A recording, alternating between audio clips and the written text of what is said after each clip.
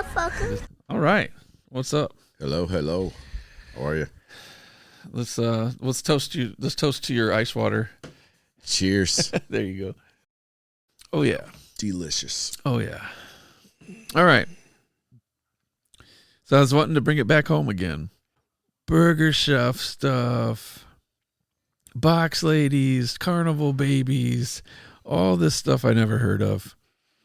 The first big one was I see Burger Chef murders, and I'm like, Burger Chef?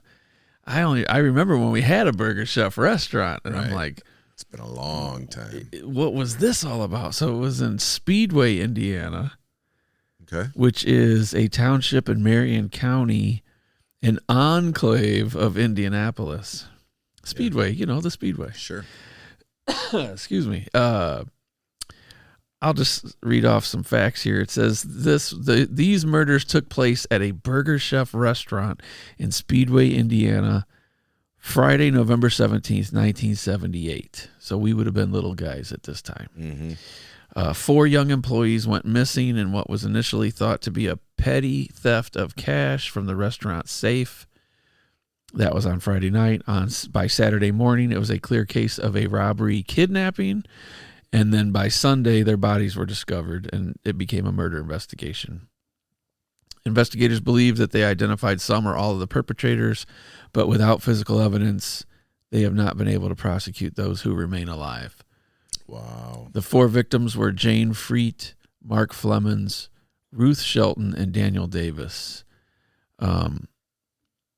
So it says here, between 11 p.m., which was closing time, and midnight on that Friday, the 4 employees, it was in Crawfordsville Road. So Crawfordsville is a town also, but it was Crawfordsville Road. So the assistant manager, Jane, was 20, Daniel was 16, Mark was 16, and Ruth was 17. Wow. So young and tragic. A fellow employee who came by at midnight to visit them noticed the restaurant was empty, the safe was open, and the back door was open. 2 currency bags were found empty. An empty roll of adhesive tape was left next to the safe. Police did not consider it initially to be that serious. You know, it's one of those things. It's like small town.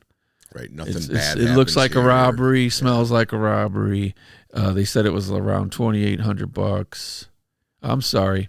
It was the equivalent of $2,800 in 2024. It was $581.78. So they're saying that was worth $2,800. That's wow. What an adjustment there. So anyway, $581 is missing.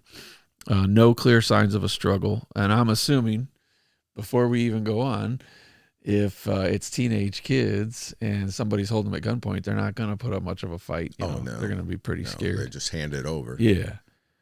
You would think the initial thought was, okay, there's nobody here.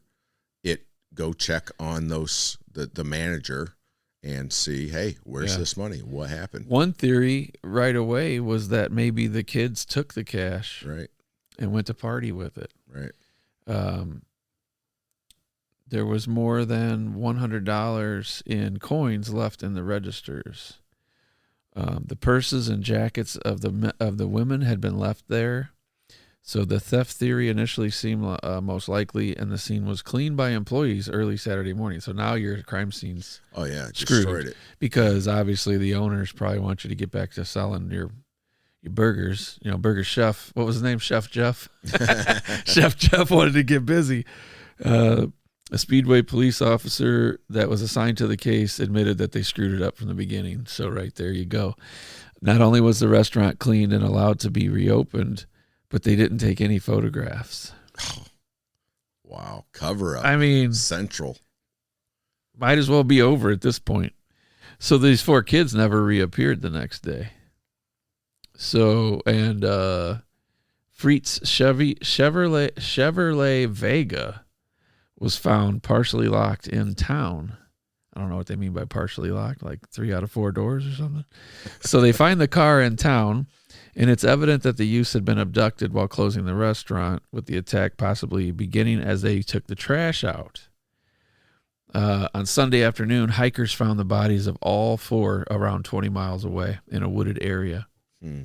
It says that Davis and Shelton had been shot numerous times with a .38 caliber. Freet had been stabbed twice in the chest. The handle of the knife had broken off and was missing. The blade was later recovered during an autopsy. Wow. Yikes. Flemons was later determined to have been bludgeoned, possibly with a chain, and died from choking on his own blood. Ugh. All 4 victims were still wearing their Burger Chef uniforms. Money and watches were found on them, implying the robbery might not have been the sole motive. The leading theory of investigators has been that the 4 victims were kidnapped during a botched robbery, possibly after one of the victims could have recognized one of the perpetrators. Yeah. Flemons was covering for another employee's shift and was not scheduled to work that night, leading investigators to speculate that perhaps he was the one who recognized the killers, since they had not planned on him being there. So maybe it was like a relation of some sort to one of them, and said, hey, Friday night, call off sick. We're going to hit it, or if I were you, I wouldn't be at work Friday night. And they knew enough to trust this person's word that, like, hey, I ain't going to come in tonight. Or they just somehow, otherwise knew their schedule, knew that they wouldn't be there. Just going in this deep, I already feel like a little inside baseball there is going on. Like somebody knew something, and it did fall apart quick. I mean, you're going to shoot two of them, and what? They ran out of bullets. I mean, how many times do you think you got to shoot somebody to take them out? Right. And then the other person stabbed so hard that you're breaking the knife. That seems like adrenaline rush. Yeah. Fear. And do you think that one person could have? I mean, if you've got a gun, right, you can get a group to do it, but one person or multiple people. It says on the night of the murders, a 16-year-old eyewitness saw 2 suspicious men in a car outside just before closing. It said that one had a beard, one was clean shaven with light colored hair. The police had models of the suspects created in clay to assist in the investigations. Later on in 1978, a man in a bar bragged that he had been involved. Police questioned him, but he passed a polygraph, claiming not to be involved. Officers were unable to bring charges on other grounds. The man provided names of others who he suggested belonged to a fast food robbery gang. What do you think they were called? It's a very specific gang. Do you think they were called the Burger Kings? Right. There you go. Are you down with the Burger Kings? Investigators suspected these gangs may have been involved in the case. Which, it's a very specific. We got a roving gang of. The only thing we do is rob fast food places. That's kind of interesting theory. While following up on these leads, officers spotted a man who bore a strong resemblance to the bearded man composite. They brought him in for a lineup, but he had shaved his beard, which he had for 5 years. And he shaved it the night before he was supposed to appear. A neighbor of his who had not been spotted by the original waitress, but who had been named by the Greenwood suspect, went to prison for armed robbery. Another associate named by the Greenwood suspect, who fit the description of the fair-haired man, also was in prison for other armed robberies of fast food restaurants. Oh. Without confessions.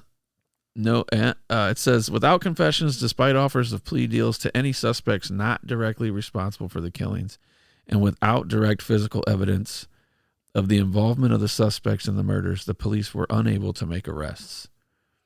At the time, there was speculation that the murders were tied to other crimes that had shocked the town over the preceding months, such as the murder of Julia Cyphers and the Speedway bombings. Ooh. The plot thickens because I didn't know about the Speedway bombings. Let's go there for a second. Yeah, let's hear. The Speedway bombings were a series of 8 random bombings between September 1st and September 6th in 1978 in Speedway, Indiana. Wow. 4 separate trials. Drug dealer Brett Kimberlin was convicted of multiple charges related to the bombings. Wow. 8 bombs in 6 days. Damn. Improvised explosive devices. He placed them in trash bins. The damage was minor. No one was injured. Wow. They put together a 100-man task force to catch him. These were homemade bombs constructed from soda cans packed with Tovex 200 and triggered with a rudimentary timer. 2 more blasts hit the speedway, with another the day after at the local bowling alley. The next day after that, one exploded under the car of an off-duty speedway police officer who was on sick leave, so he wasn't injured. The last one was in a gym bag in the parking lot of a Speedway High School. Jeez, this dude was pissed at the whole damn town. Yeah, no kidding. Injury sustained. Oh. One person got hurt. He had to have his leg removed. Ooh, well. Because he spotted the bag and tried to kick it before removing it, caused it to explode. Oh. Yikes. All right, so let's get back to this. So at the time of this killing of the 4 kids, the Speedway bomber was still on the loose, but they were found to be unconnected. So later on, they continued to follow leads relating to possible suspects as wide as Cincinnati, Milwaukee, Chicago, and Dallas, but they were still not able to find any more promising leads or locate any more evidence. They couldn't find the firearm. They couldn't find the handle of the knife. They couldn't find the chain. I'm guessing there must have been marks or scars that you could tell it was a chain link. Right, yeah. Impressions. No one made any confessions. The son of the bearded suspect told the police that his dad had confided in him that he had been involved prior to his death. His name doesn't say his name. It says that investigator Ken York noted in the report that the bearded suspect died from an apparent suicide and a heart attack. Okay. Both? Okay. Wait, I'm having a heart attack. Let me just speed it up. So yeah, that's kind of weird how they put that. Yeah. But he came suspiciously close after the release of the armed robber named by the Greenwood suspects. So they may have been close. Years later, in 1984, an inmate at Pendleton Correctional Facility, the sheriff's department received a call from someone in prison who claimed to have been involved in the murders and was willing to confess in order to avoid his scheduled transfer to a notoriously violent state prison, which is kind of weird. So that was in 78, right? So this was 1984. So that was what I said, right? November of 78, right? Mm-hmm. I want to make sure November of 78. So years later in 84, this dude calls the sheriff and says, I'll tell you what happened if you don't send me to this other prison. That almost sounds, I don't know, maybe too good to be true, but it's just really weird that somebody would want to say that so many years later. Right. So yeah, I guess if he thought he was getting something out of it. So they got a court order. They brought him to the court. He confessed to shooting Davis and Shelton. He then took police to a crime scene in the woods where he accurately described the location and position of the bodies where they were found, and he also knew about the broken handle of the knife, which was not publicized. So he must have been in on it. According to Forrester, Freet's brother James owed money on a drug deal. So this guy and 3 other associates had gone to the restaurant to threaten her. But when Flemons intervened to protect Freet, a fight broke out during which Flemons fell and hit his head on the bumper of the car. Believing that he was dead or dying, Forrester and his accomplices decided to abduct and kill all of them to eliminate witnesses. That, to me, sounds pretty plausible. Sure, I can see that happening. The kid tried to intervene because he's going after the other kid. So says that Forrester claimed to have shot Davis and Shelton and then gave the names of the 3 men that he claimed were responsible for killing Flemons and Freet. He then led police to a spot where he claimed he had thrown the gun into a river, but after a thorough search, they still couldn't find the weapon. It says here that they interviewed his ex-wife, who said he had driven with her out to a wooded area shortly after the murders and retrieved several shell casings, which he then flushed down a toilet because shell casings down a toilet is the way to do it, right? Yeah, that's... I can see an idiot trying to do that too. I'm just going to flush these chunks of metal down my toilet. It should be no problem. They got a warrant to search the septic tank, which turned up several spent shell casings. Okay, so this is the guy. After someone within the sheriff's office leaked details of his forester's cooperation, he suddenly recanted and claimed it was coerced. Yeah, the facts right, though. I mean, so he was never charged. He still ended up dying in prison from cancer in 2006 at age 55. So he still met his demise. But wow, bars, yeah, that's crazy. Well, I mean that he basically gave them everything they needed, and then found out somebody was talking and said, "Screw this." Yeah. Wow. So it says, despite thousands of hours of investigation, as well as Burger Chef offering a reward of $25,000 to anyone who could capture the murderers or provide information about their whereabouts, the attackers were never prosecuted. So there's 3 guys that skated this.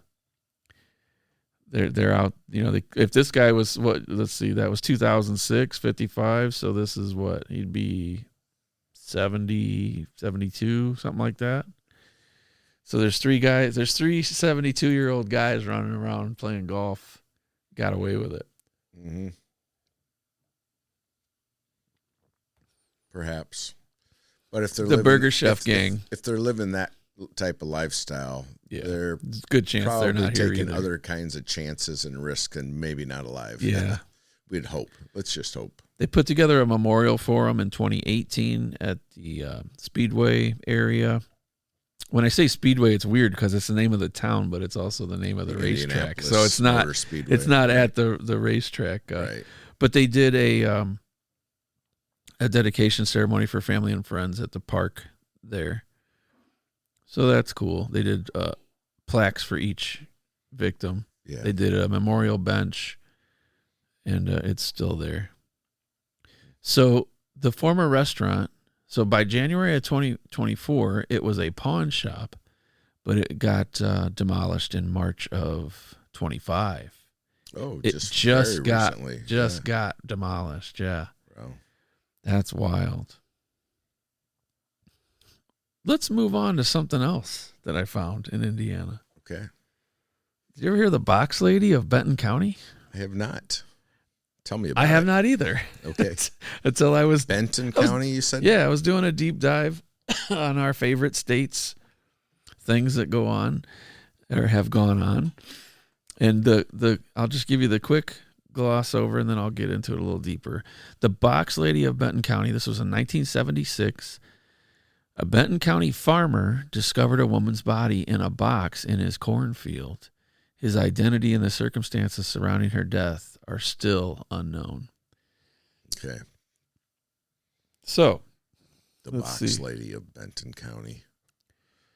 How big was the box? So since finding this and going on my rabbit hole here, there are some other pieces of information that have been found.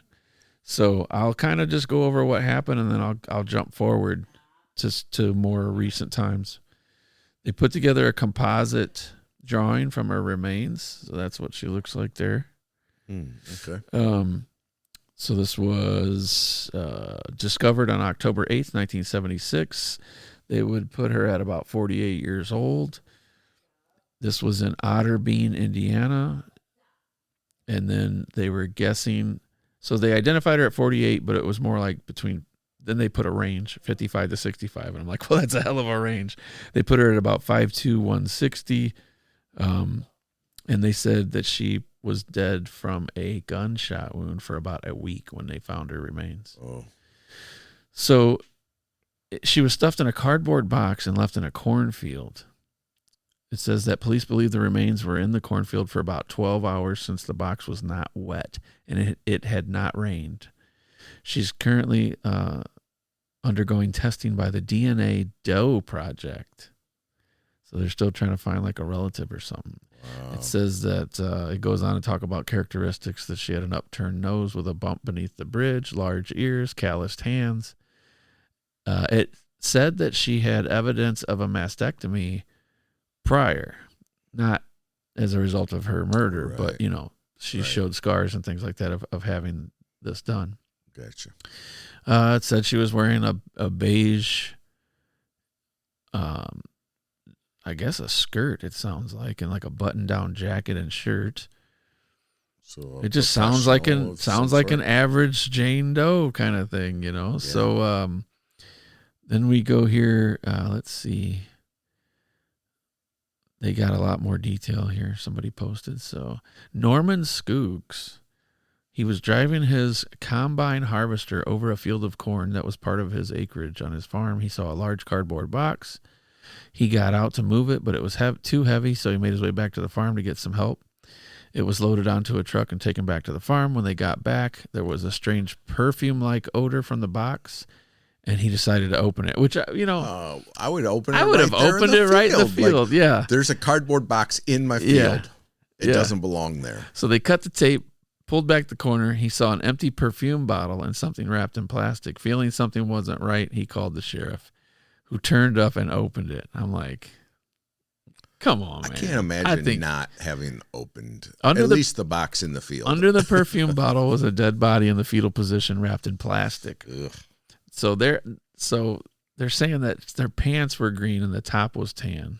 Okay. Or the jacket was tan and a white top, sorry. And had suffered some decomposition. The body was examined, determined to have been dead for around 7 to 10 days. So about a week. You can't tell me that the perfume was so strong that's if all she's wrapped in plastic, it must have been really good. They had just dropped a big thing of perfume in there. I guess you'd smell the perfume first. Sure. But anyway. I don't buy that he didn't open the box. Yeah. The first thing I'm doing is, what the hell's in this box? Right. It's too heavy to move, so I'm just going to my curiosity. Go back. And nobody, and the help even, like, shouldn't we see what's in it? My curiosity's too powerful, and then I try to move the box. Oh, I need to go get help to move this cardboard box. Dangerous, you know, right? A bomb or whatever. It's exactly. Jeez. So it says that the woman had green eyes, had the mastectomy, had no makeup on, believed to be in her late 50s, early 60s. So they put her between 48 to 60. I don't know. She had been killed by a single gunshot to the back of the head. They made that sketch. They put it out to see if anybody would have reported her missing or a relative. No one came forward to identify her claim, so that leads to the theory she wasn't from around the state of Indiana or that region of Indiana. You know, the box was examined and found to be, it says here, the kind used by removal companies in Chicago and southern Michigan and parts of Wisconsin. So I'm not sure what that means. It says the kind used by removal companies. I wonder if maybe they mean moving companies. Yeah, that's what I was going to say. Police believed that it was most likely from Chicago, so that would explain why nobody came forward in Indiana. They wondered how it managed to make its way to the Skoog farm in Benton County. The roads around the farm were small and rural, and there was no damage to the corn around the box. Furthermore, the box was dry despite recent rain, so police believed it had been placed in the field a few hours before it was found. So the theory is that she was dead for a week and somebody moved the box. Yep. To get it further away from wherever it was originally, hidden. But they're saying that the corn was undisturbed. So it was dropped in? You got to figure, let's just assume it's two people carrying 160 pounds. Are they carrying it over their heads? Right. Are they holding it up in the air? And then they're laying it neatly down in between. I could understand how far into the field did they say? You could probably walk down an aisle in a cornfield. Yeah. Without knocking the corn over. Sure. But now you got a box that two of you are carrying. So even if you got your back turned to the other person, you're just holding your hands under it behind you. How far are you walking out with that thing? It can't be an easy task. And then here comes the combine, and he sees it because he's elevated. Those guys are probably sitting, I'd say 8 or 10 feet off the ground. So he obviously sees it, and he's like, well, I can't run that over with the tines. It'll jack it up, Yep. But you're going to try and tell me that he just sees the box. So I don't know what's in this box. I better go get some help. So Benton County is about halfway down the state of Indiana. It says near Lafayette. So a good at least 2 to 2.5, 3 hours from Chicago area, if that's, that's where it originated. That's where it originated. They believe that's where it came from. Sure. So they were wondering how it made it to the farm. The roads were small. There was no damage to the corn around the box. The box was dry despite recent rain. So that's where the theory is. Wherever her journey began after they ended her life, they moved her again, and that would have been it, like, we're out of here. So they asked around. Some residents reported hearing and or seeing a helicopter. What? Hours prior to the discovery of the box, and that it looked like a 1976 Bell Jet Ranger, a very expensive helicopter. In 1976, this helicopter cost $170,000. In today's money, would be $760,000. So that would explain the corn not being disturbed. Sure. If it just hovered and dropped. Yeah, you would think it would split that box open, though. But it's a moving box wrapped in the plastic. So I'm like, the first thing I'm thinking is, let's check some moving companies. Who's missing the owner's wife? Who's missing a manager? Who's missing a secretary? Somebody that can afford a helicopter. Who's missing a client that they've recently had that had a wife disappear or go missing, Right. Like, wow, that seems like a trail you could have followed. Now, I'm not going to say easily, but you could say, hey, let's go check all the moving companies in a 100-mile radius. Sure, and who's to say they didn't? They just didn't. Well, come up it says with here right? that, let's see. So the people said they saw the helicopter, and said it approached from the northeast and hovered in an area over the field, then headed off in a northwest direction. So made a loop. Okay, there's a spot. Drop. Head back to Chicago. It's going to the west. Yeah, northwest. That was it. No identification was ever made. No progress was made. In 2019, the body was exhumed, but nothing has been released yet in regards to any findings they made. So who was the woman in the box? Who killed her? Who put her in the box? Who flew them, or did they fly themselves to Benton County? Who helped them load the woman into the box, and who helped them throw it from the helicopter into the fields? Police believe more than one person was involved, which seems fairly obvious, given you would need someone to pilot while you threw the box out. And then the police believe that it took more than one person to throw it from the helicopter. So yeah, I would think at minimum, a pilot and one person doing the pushing it out the side door. Right. So, potty break. So I'm just going to read some comments on this while you're away. People said, cannot believe I've never heard about this. Instant frustration around the lack of answers. This is going to be one of those cases, it seems. Let's see. So you have the web sleuths. I'm going to hit that link.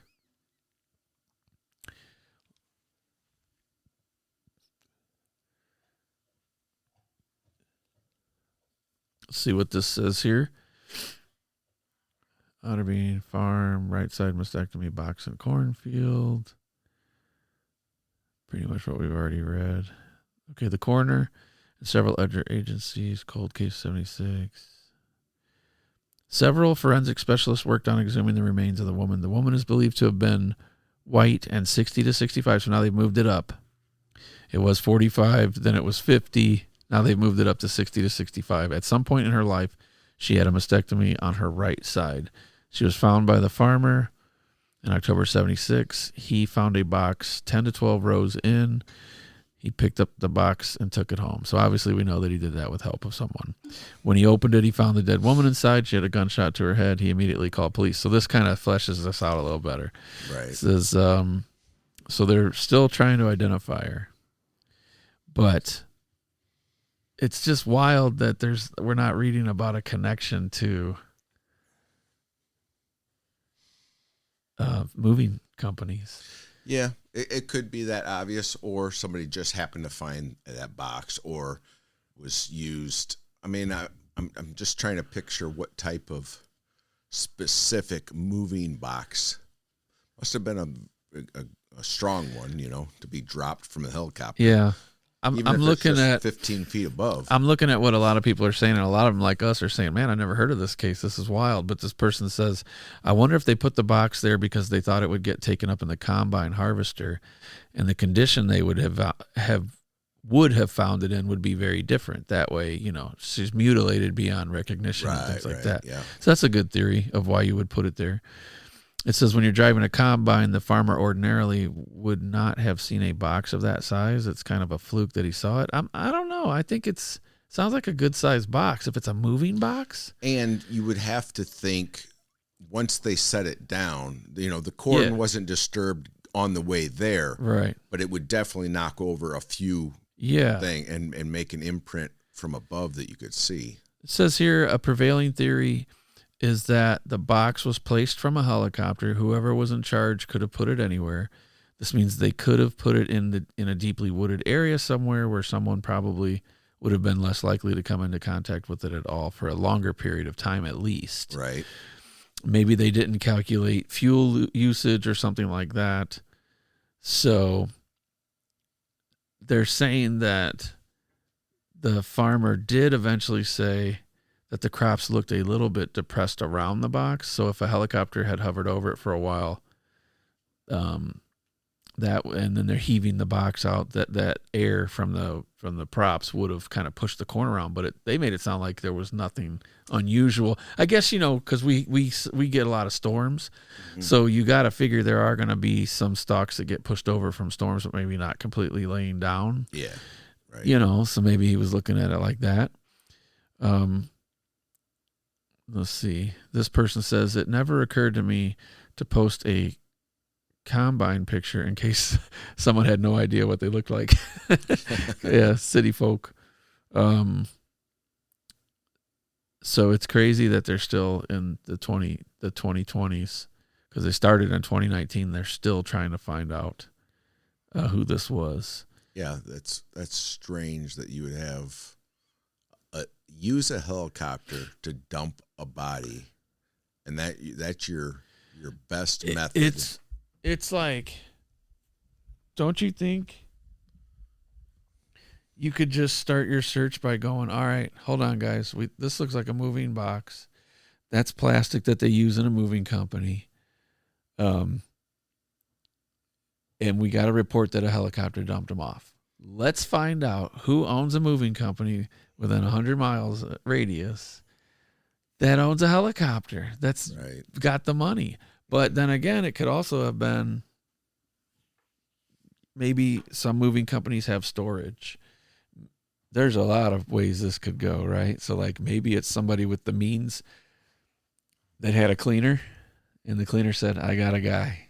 Mm-hmm. He's a pilot. He'll take me where I want to go, and he won't look behind him. I'll put the little divider up, and he won't ask. And I got the little headset on, and I say, hey, go find me a cornfield about an hour from here. And they fly down. Right. They go out and come back and make like a circle with the flight path. All right, take me down so I can drop. I need to drop something. Don't look. Don't ask. I don't know. I'm making a delivery. I don't know. Right. There could be a cleaner guy that told another guy, this is what I'll do. That's one way. Right. The other way is go find moving companies and see who's got these boxes and plastic like this. Like, I'm thinking, why weren't they doing any of this? Mm-hmm. Mm-hmm. It just sounds like they built in their own dead end to this. But that's okay. The boxes originate from a moving company, but once you have something moved, and do they like use the box to move your stuff, unpack it, and then take the box back with them, or do they ship it in that box? And now there's a homeowner, a rich guy that's just got a moving box sitting around. So maybe it has nothing to do with the company or the owner. He just happened to have a refrigerator moved or whatever it was. Yeah. And now he's got that empty box or access to it. Somebody said, when you take her out, just mail her. Just put her in the mail. It's just... and it's in the 70s. They're not tracking stuff like they track now. Yeah. It's all handwritten bills of lading. It's not scanned and tracked and, But the whole helicopter thing really throws a spin on it, Because somebody's going to have the means to either and you gotta have rent or use or own. Well, and you got to have permission to fly. Yeah. So there's got to be, even in the 70s, there had to be a journal of a log of a flight. I mean, somebody could own one and just take isn't off it and odd? go rogue, And it's like a high-end helicopter. Yeah. So in the 70s, in the late 70s, it's not that many. It's like a limousine. Yeah. It's like a Cadillac of helicopters. So who's got that? And you're going, what's the connection that you would know to go to this this little podunk town in Indiana to drop off a corpse, whatever. Right. So I'm not going to say it would have been easy, but it seems like the strings would have been really short. Like we could track flights, helicopters. And you know what? They have a range, right? So if people are saying it was this kind of helicopter, and that's what you narrow it down to, what's the fuel range on that? Right. There's your radius. Sure. There you go. Right? We saw. But if you've got the means to have in today's dollars, $750,000 helicopter, you might have a little grease money too. Oh, I get that. I'm just saying. Somebody comes snooping around you don't know nothing. Some other town's tower or somewhere, somebody's going to know that's not supposed to be there. Right. Or if it was planned, you could just plan a trip. You're just not telling them what you're doing. So if so they ended up later on moving her age up. The reason I gave 3 ages, because at first they thought she was around 48. Uh-huh. Then they said 55 to 65. Now they had it narrowed down more to 60 to 65. Okay. So that would put her at that, in my opinion, at that age, a mother, an aunt, grandmother, a grandmother, a wife. Somebody's missing her. You would think. So yeah, like there could be a family issue, a money issue, some kind of will being contested. She had been sick and survived, and sounds like she was a fighter. Mm-hmm. And to get taken out the back of her head, that seems like, and she's dressed sort of professional. This kind of matches, she seems like a professional. Sounds like from the dress, she was dressed nice. Right. Nice helicopter. Jacket on, button-up jacket. She's sitting at a desk doing something. Somebody comes up behind her, bang. Wrap her up, boys. Yeah, we need to get her. We got a flight leaving in 15 minutes. Let's go. Right. Well, they stuck her in a warehouse first because it said a week. Mm-hmm. So you got her in a warehouse. Yep. On this particular day, I'm worried about something completely unrelated. The cops are coming to look for something unrelated completely, or an inspection, or somebody needs to come, just starting. Or somebody's going to come. Or of somebody's going to come looking for, or somebody's going to wonder what the perfume stink is. Yeah. Covering. Yeah. We need to get her out of here. And then these other 2 people that are in on it say, let's take care of it. It's just crazy that just a very odd way to dispose of a body. Yeah. And that really risky. It limits the who, it's not just some passerby, some random, really risky. Like if that was to happen in 2025, I feel like that person would be caught like within 2 days. Yeah. Like there's just too much surveillance. Sure. It's insane to me to think. I guess it's because so much time and technology's passed since then. It's like think about it today. If they would have just said it was found by the side of the road or something like that, you can totally see it going unsolved and her unidentified. Right. But you throw an expensive helicopter in the mix. Know. I'm thinking like these days, dude, low altitude, your phone is going to ping off a tower. They're going to catch you in a couple of days. It's going to be like a episode of SVU. They're going to have you by the last commercial break. Yeah. And one shot to the back of the head. Sounds like they just wanted her dead for whatever reason. Yep. It's hard to think that back of the head would say maybe that I care about you, or that I don't want you to see me and I don't want to see you. Or it's a hired hitman, and that's just the way they do it. So it doesn't, It was one of those MK Ultra guys. But if you're hiding the body so you don't think it's going to be found or identified, you wouldn't think there's a life insurance policy to be claimed, because you'd want the body to be found and identified, so that you go, oh, my wife died. I don't know how she died, but the helicopter's still warm. Yeah. Let's see. The last one that I had that I wanted to talk about that I've lost my notes here. Just the Bedford Carnival babies. The identities of babies who were part of a carnival exhibit are likely to remain a mystery. So check this one out. Okay.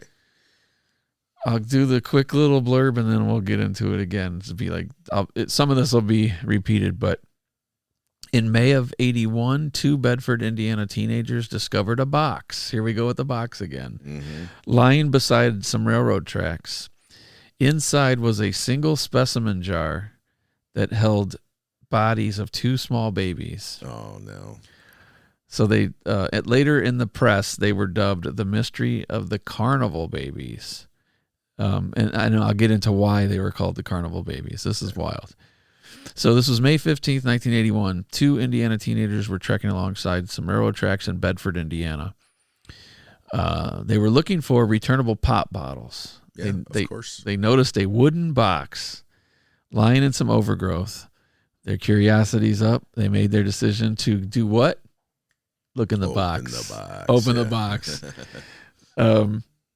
So they were startled by their discovery. Wrapped in deteriorating newspapers and a tattered blanket was a large specimen jar with the bodies of 2 babies.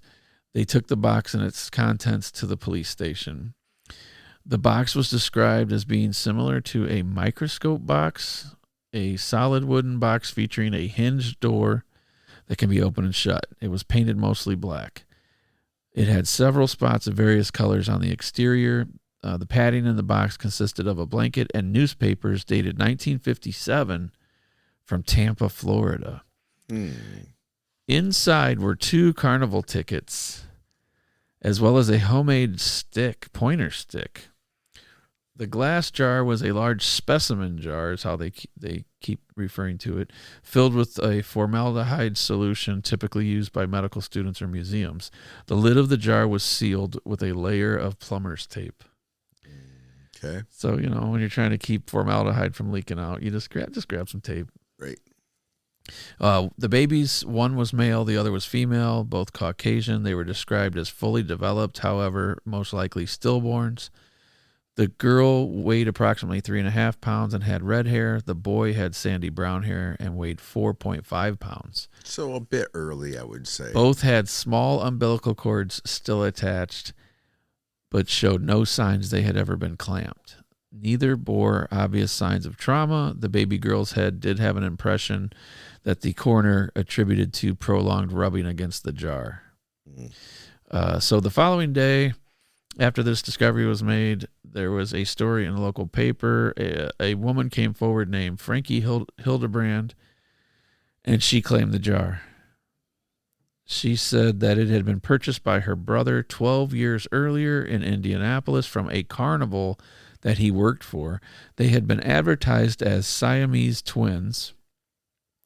Her brother gave it to her as a gift. She had stored the jar on a shelf in a small building on her property. However, the box holding the jar had been stolen. So I'm thinking, first of all, if you ever come give me a gift that has babies in a jar, you can turn around and get the total fuck out of my house and don't ever come back. And furthermore, why are you keeping it? I'm just going to stick it out in the shed, And so it gets stolen. Regift. She adamantly denied having any knowledge that babies were inside were actually real. She thought that they were rubber props. So they did an autopsy. The town decided to give the unidentified babies a proper burial. Multiple businesses donated to make it possible. A plot, flowers, and a marker were given to them. They had no known family. Several locals attended the quiet service, each for their own reasons. One woman admitted she was there simply out of curiosity. She was witness lifting the blankets to get a sneak peek at the babies prior to their burial. A mother and daughter openly wept. We didn't know them. We just cared. They were quoted as saying. So Frankie did not attend the burial. She did, however, stop by the funeral home and pay respects in private. So the pair were laid to rest together in Bedford's Beech Grove Cemetery beneath a pink and blue baby blanket in a single 2-foot-long silk-lined casket. The marker simply reads John and Jane Doe, 1981, and dubbed by the press the mystery of the Carnival babies because of the Carnival tickets. So their identities will probably never be known. So a side story here is that this person says they couldn't help but wonder if the babies had been displayed as part of a once popular show called The World's Strangest Babies. So apparently there was a Carnival that traveled that had like a freak show, The World's Strangest Babies. It was a traveling sideshow attraction based out of Florida. So that would kind of explain it because it was in the 50s. It said that patrons were offered the chance to view a large collection of what they crudely called pickled punks for 75 cents a ticket. The show featured between 20 and 35 babies of various ages, most of whom had suffered from various deformities, diseases, or were stillborn. They were kept in large specimen jars and held in wooden boxes. So that kind of explains what a morbid the different color paints. But the freak shows for a long time had the people with deformities and things like that. So I would think obviously health codes probably weren't up to where they are nowadays. So if it was in the 50s and you how do I put it, like you found a less than on the up place that was willing to sell you a cadaver body for, $35, $40, a lot of money. Guy out the back door says, I got a couple kids in a jar, I'll sell you. Right. Like, I need $50. That's a lot of money. You think of the money you can make. 75 cents a view. You get 100 people in there, you're making some decent money. Right.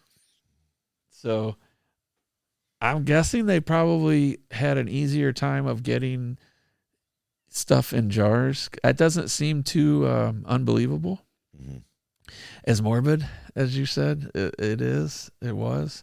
Like, the guys that were running these sideshows like this, it's nasty. But I've seen people even in the 2000s that had like a tumor removed from their face, and they have like a fake piece of skin that covers like a massive hole in their face. They have like magnets that hold it in or something, and they'll stick their tongue out of their nasal cavity and stuff. And it's like they can make a few bucks, and you're not making fun of them. You're like freaking out, or I don't know. It's sure. It is morbid. It's really crazy. And people needed to find a way to make a living back then, and sometimes they did it on their own, and they were part of making the profit, and a lot of times they were just being taken advantage of, and fed to stay alive, and that's all they got. For almost 20 years, from the 50s through July of 1977, that sideshow was traveling around the Midwest. Yeah, I can remember our local fair had a little sideshow tent, and they had a pair of goats that were Siamese goats. The bearded lady, you always have the bearded lady, or the 500-pound man, or something. It says here,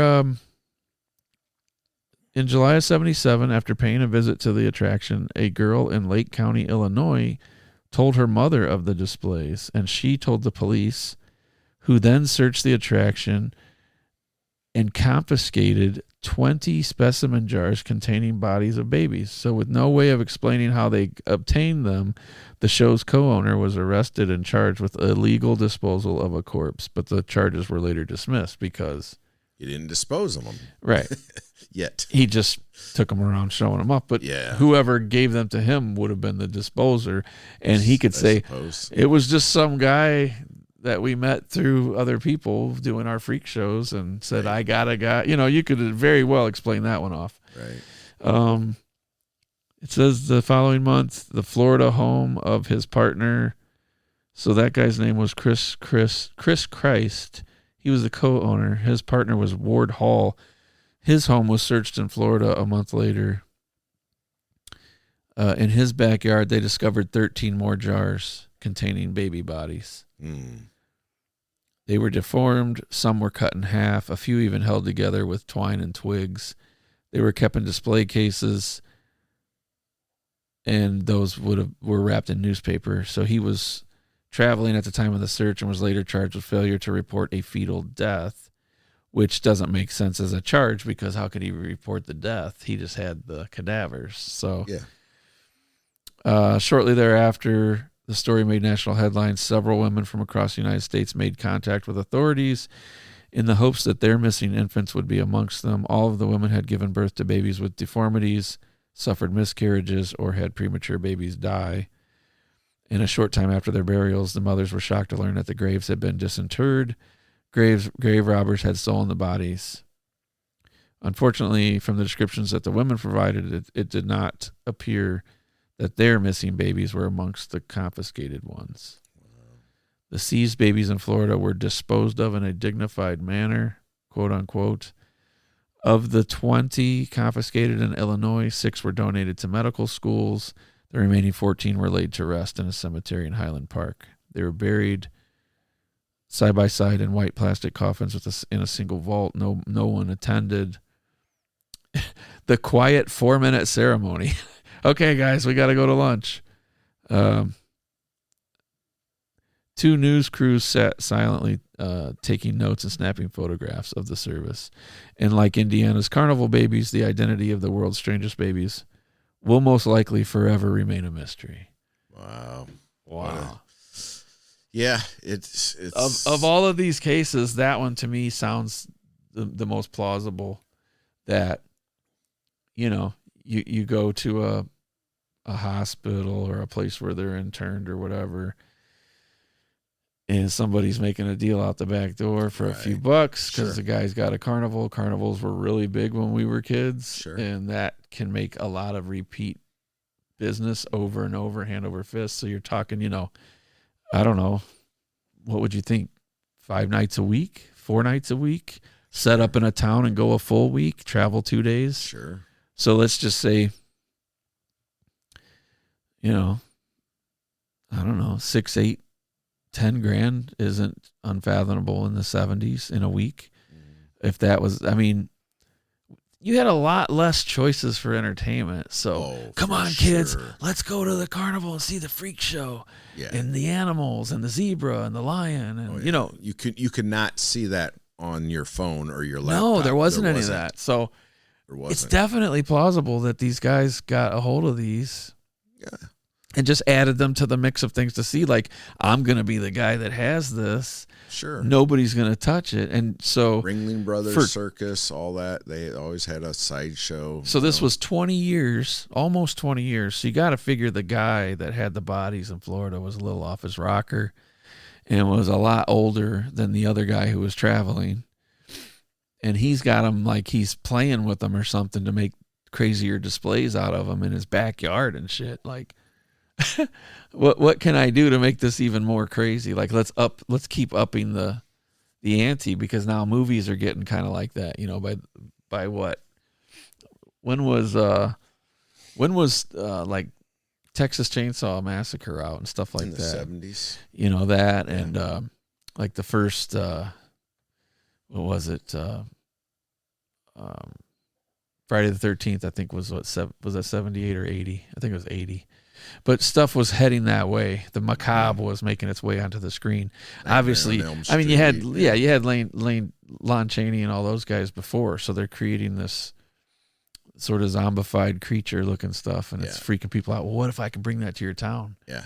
There's that morbid curiosity for sure. Yeah. So for like 20 years, he's making decent cash, even after paying his people who probably weren't getting paid that much, but they got a place to sleep. They're traveling town to town, whatever, pick up a couple extra babies, throw in the jars. Yeah. Well, the science museums, they'll have the display of the human body, that's like basically skinned, and they'll show you all your veins. They'll show you all your body parts. Your sections through your body. Yep. They'll have that display for scientific purposes or whatever, or curiosity. So it falls along the same. It's just a little bit sad that it's babies, but again, what's going on, Indiana? You got babies in jars, ladies in boxes. Right. Can't even go get a good burger on a Friday night without getting killed. Yeah, absolutely. But yeah, that's some of the crazy shit that's crossed our state. Good old state of Indiana. And literally in the cornfields. So living up to it, corn I guess. In Indiana. There's boxes and babies. Ladies. That's what I got for this one. And appreciate you guys. Make sure you're following us on YouTube, on Spotify, on Apple Podcasts, and Patreon. Fight the Fear Podcast on all of those. Search it, find it, subscribe to it, follow it, listen to it, love it. Yeah. comment, send us ideas, give us some of your favorite stories, urban legends, lore, stuff that you have heard, any of it, pop culture, unsolved mysteries, urban lore, legends, everything. So let us know. So we'll see you guys next time. Thanks for listening.